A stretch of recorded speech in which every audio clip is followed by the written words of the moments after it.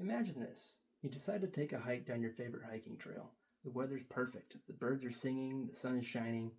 You get a ways down the trail, then all of a sudden you realize that tree there doesn't look very familiar, and neither does that rock. You pause for a moment, you look around, and you realize that nothing actually looks very familiar, and you start to feel a sense of panic and dread in the pit of your stomach. So you quickly pull out your phone to pull out your GPS app and make sure that you're still on the trail that you know, but you realize that your phone is dead. Oh no, the worst has happened. You are now lost in the woods. What do you do? Hi, my name is Nathaniel Jensen, and today I'm going to talk to you a little bit about wilderness navigation. Whether you're a hiker, a hunter, or just someone who likes to be outside, knowing how to use a map and compass to navigate your way out of a sticky situation is a life-saving skill and incredibly important.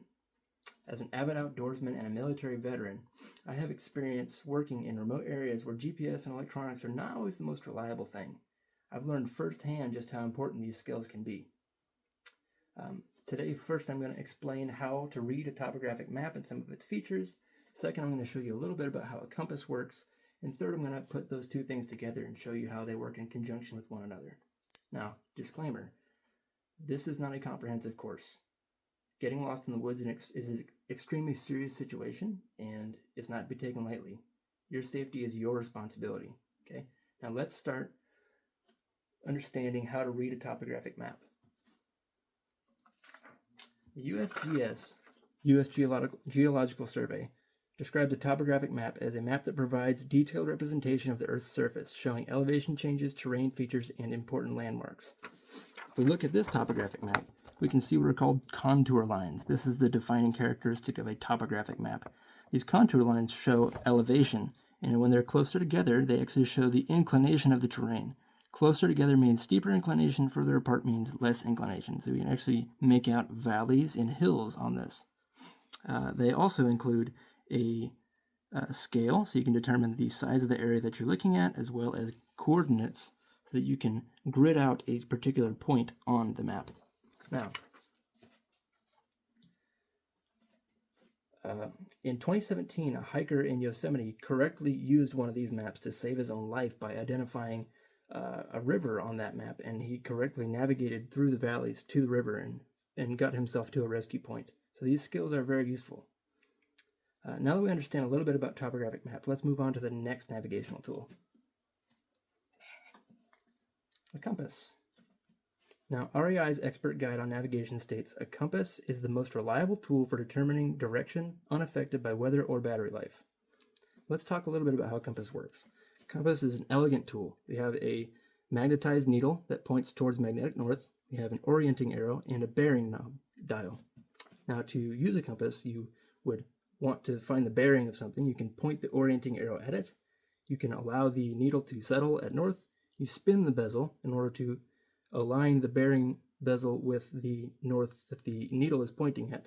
And now you have a bearing for where that orienting arrow is pointing.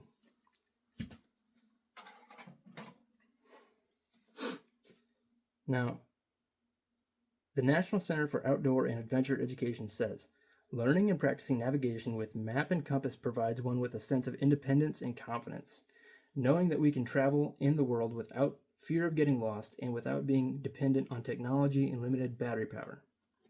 Now let's discuss how to use those tools together.